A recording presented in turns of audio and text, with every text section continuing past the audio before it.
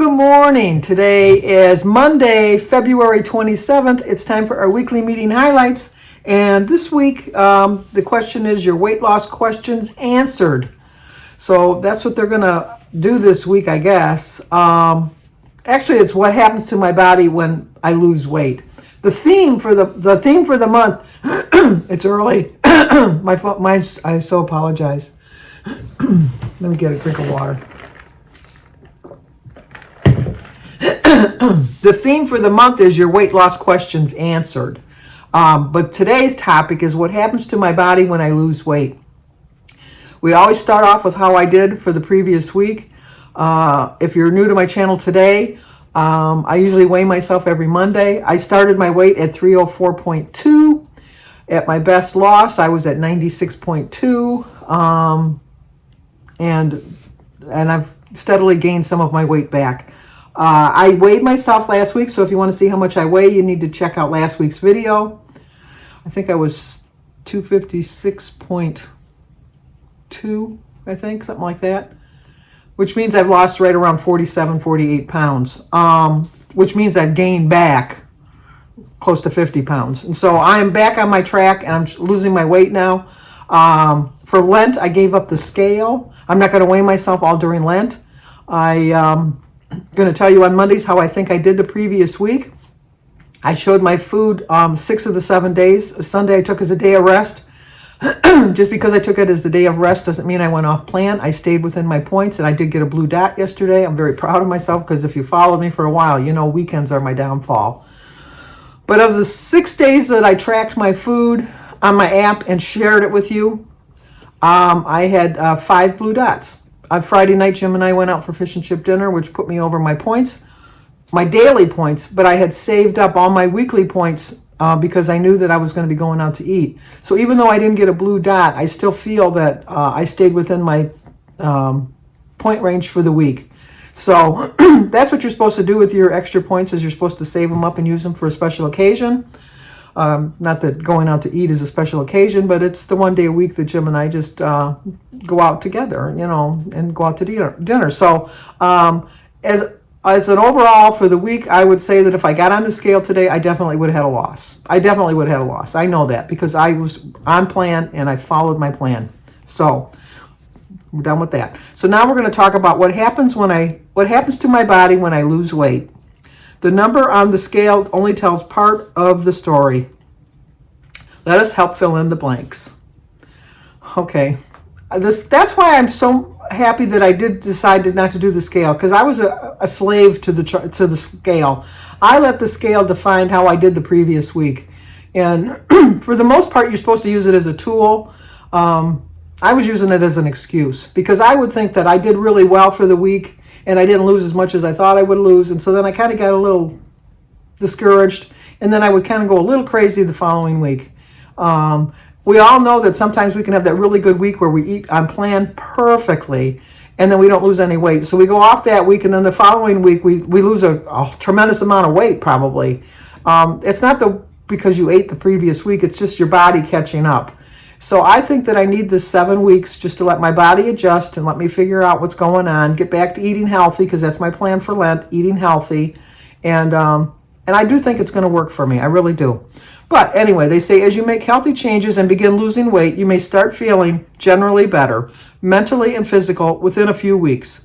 Research then pinpoints even more benefits associated with losing 5 to 10% of your body weight.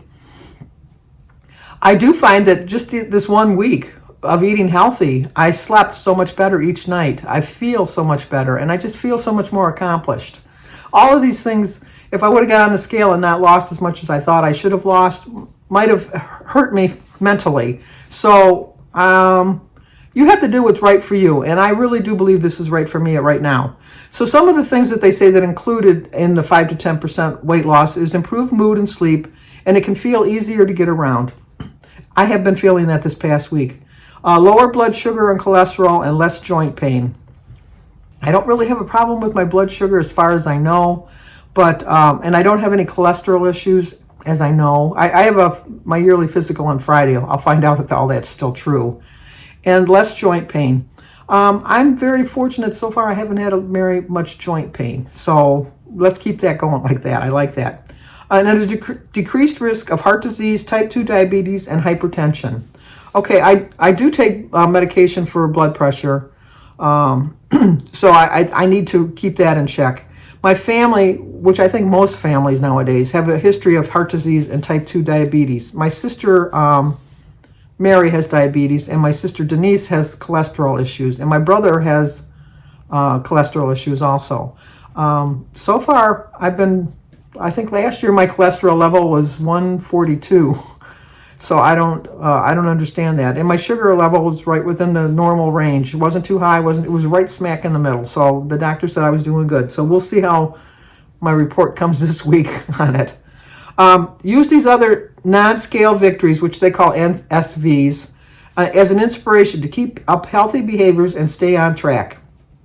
So, like I said, I think that the scale wasn't really helping me in the last year or so because I mentally was not coping with it. I do think my non-scale victories are my clothes are starting to feel a little looser. They were kind of getting to the tight side, and so that if you followed me for a while, you know that as I got smaller, I threw the bigger sizes away.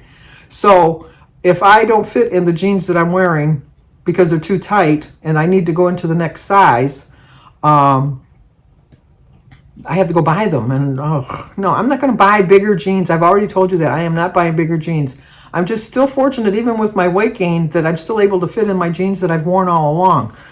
The reason I can still fit in them, and I know this, and so I'm not going to fool myself into thinking I haven't gained that much weight, because I have gained a lot of weight, is the fact that we all know that when you wear jeans at home, like I could wear, these are size 20 jeans. At one point I was just barely getting into an 18, but I kept my 20s because the 18s I wasn't really, like everybody has those pair of pants that, you put them on and you can get them on and you can zip them up, but you can't move. That's how I was with my 18s. I could get into my 18s, but don't tell me I have to sit down. I'm not going to be able to sit down. So the jeans I'm still wearing are a 20. But I know darn well, I just know for a fact that if I was to go to the store to buy bigger jeans, I wouldn't be buying a size 22. I'd probably be buying a 24. Only because I've stretched these jeans. You know what I'm talking about. I hope you know what I'm talking about. It's just like anything that you wear for a while, it kind of shapes to your body, I guess. And so as you're getting a little bit bigger, I think the threads stretch a little bit more. But then when you buy a brand new pair of jeans, those threads are like, they haven't learned the lessons yet, I guess. I don't know. But so I'm just very fortunate that I still fit in the jeans. And like I said, they were getting a little tight. They were telling me that, you know what, now's the time, because otherwise you're going to have to go buy. And then I know for a fact that if I had to buy 2 sizes bigger jeans just so that they could fit comfortably, that would have just thrown me into a tailspin. So I'm glad that I made the decision to do what I did. So here's the things you should do. List 3 things that have changed in the last month or so. My clothes fit better. I started a new activity routine. I feel less stressed and irritable.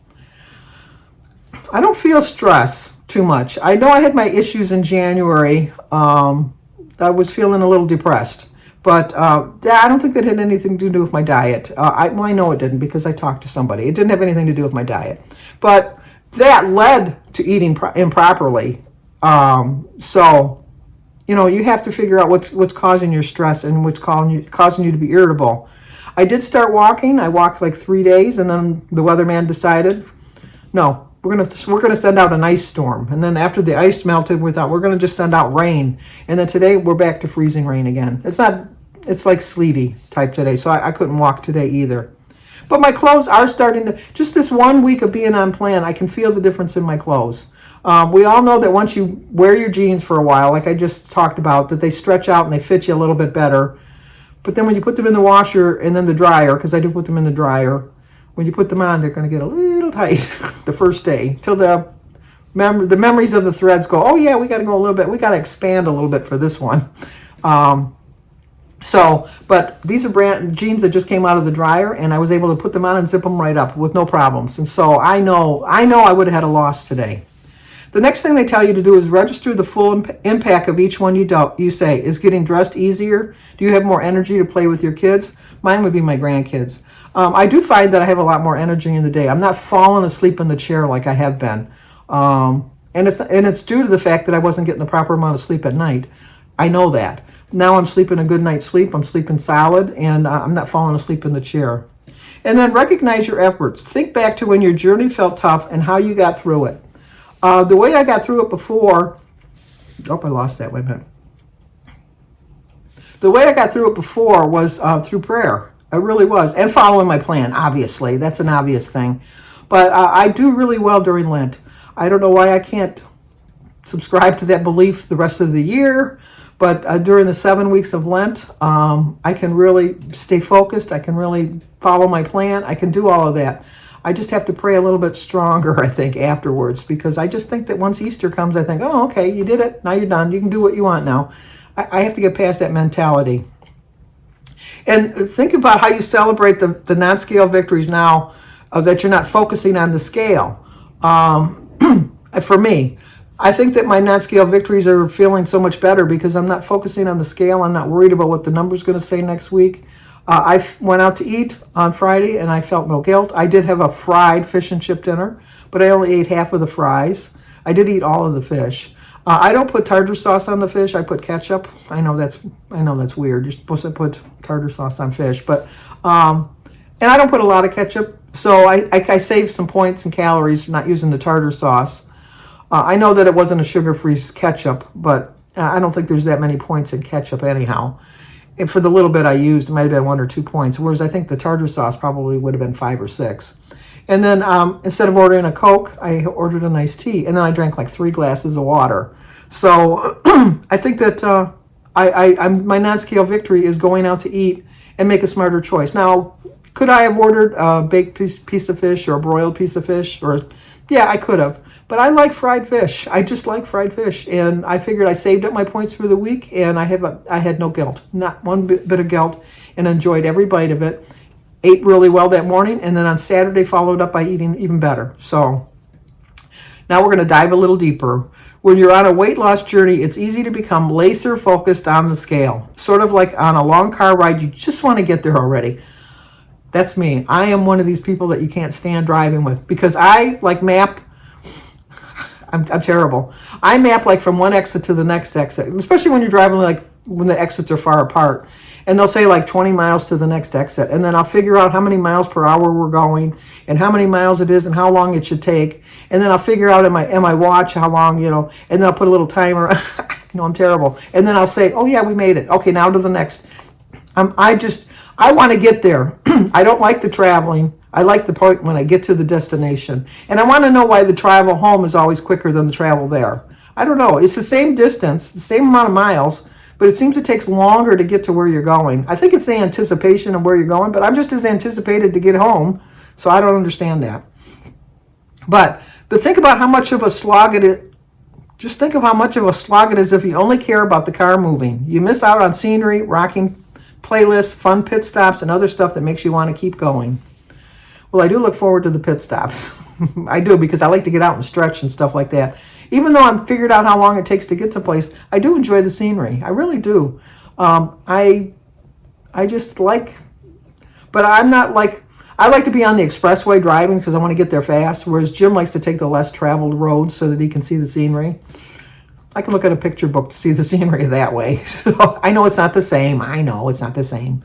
But it's the same. It was true with weight loss. The scale is only one measure of progress and success. Both you and your body experience so many other benefits that you can see and feel, and those you can't, like your cholesterol getting better, your sugar getting better, your chances of heart disease lowering.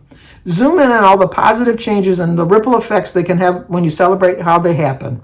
Doing so can help your journey feel more worthwhile. You can face your setbacks or plateaus and keep your gas tank full. And this kind of just reaffirming my belief in not weighing on the scale this week. So I'm feeling pretty good about that. 3 fast facts. Losing weight can lead to both mental and physical benefits, including improved mood and sleep. You lower your blood sugar, which is your A1C, and your cholesterol, and you'll have better mobility and reduce risk of heart disease, type 2 diabetes, and stroke.